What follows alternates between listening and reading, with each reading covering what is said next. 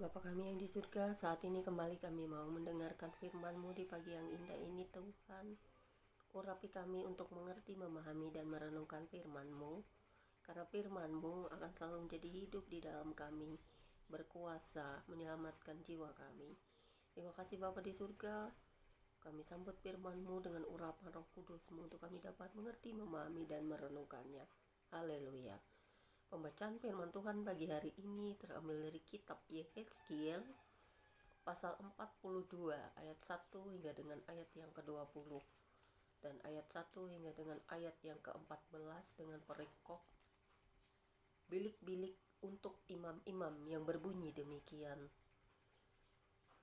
Lalu diiringnya aku ke pelataran luar bagian utara, dan dibawanya aku ke bilik-bilik sebelah utara yang berhadapan dengan lapangan tertutup dan berhadapan dengan bangunan yang di ujung barat.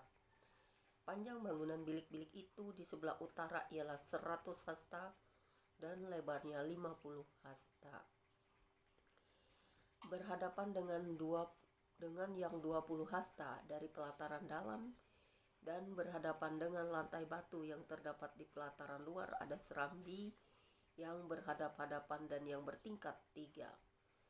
Di depan bilik-bilik itu ada gang menuju ke dalam yang lebarnya 10 hasta dan panjangnya 100 hasta, dan pintu-pintu masuknya adalah di sebelah utara. Bilik-bilik di tingkat atas adalah lebih kecil dari bilik-bilik di tingkat bawah, dan tingkat menengah dari bangunan itu, oleh karena serambi-serambi itu memakan lebih banyak tempat dari bilik-bilik itu.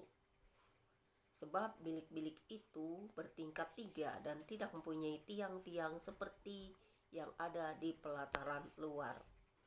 Itulah sebabnya bilik-bilik atas lebih kecil dari bilik-bilik bawah atau tengah.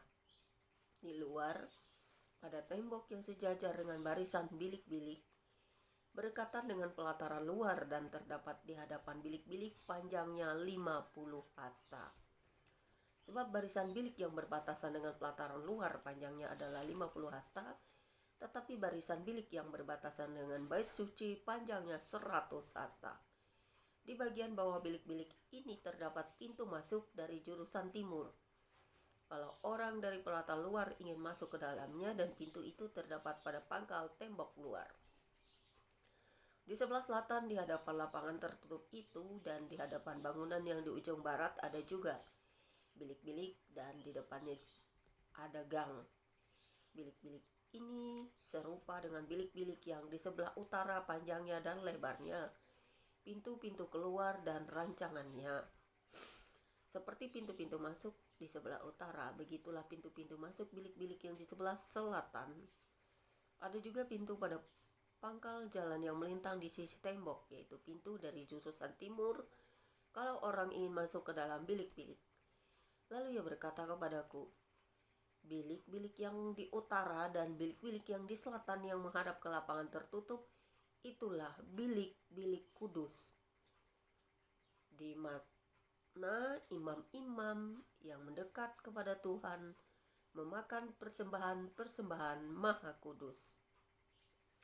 Di sana mereka akan menaruh persembahan-persembahan maha kudus, korban sajian, korban penghapus dosa, dan korban penebus salah, sebab tempat itu kudus. Kalau para imam masuk ke tempat kudus, mereka tidak akan keluar ke pelataran luar, sebab mereka menanggalkan pakaian mereka di sana yang dipakainya waktu menyelenggarakan kebaktian, sebab pakaian-pakaian itu adalah kudus. Mereka harus memakai pakaian yang lain, barulah mereka boleh datang ke tempat umat Tuhan. Kemudian Yehezkiel 42 ayat 15 sampai dengan ayat yang ke-20 dengan perikop baru, ukuran-ukuran lingkungan bait suci, yang berbunyi demikian. Sesudah ia selesai dengan mengukur seluruh bangunan dalam itu, ia mengiring aku menuju pintu gerbang yang menghadap ke sebelah timur, lalu mengukur sekeliling lingkungan bait suci itu. Ia mengukur sisi timur dengan tongkat pengukur 500 hasta menurut tongkat pengukur, lalu ia berputar dan mengukur sisi utara 500 hasta menurut tongkat pengukur. Ia berputar lagi ke sisi selatan dan mengukurnya. 500 hasta menurut tongkat pengukur. Kemudian ia berputar ke sisi barat dan mengukurnya. 500 hasta menurut tongkat pengukur. Keempat sisinya diukur. Sekeliling lingkungan itu ada tembok. Panjangnya 500 hasta dan lebarnya 500 hasta untuk memisahkan yang kudus dari yang tidak kudus. Amin, firman-Mu pagi ini Tuhan, biarlah kami dapat mengerti, memahami, dan merenungkannya. Biarlah firman-Mu akan selalu menjadi kekuatan bagi hidup kami untuk dapat kami mengerti. Terpujilah Engkau Bapa di surga buat firman-Mu. Haleluya. Amin.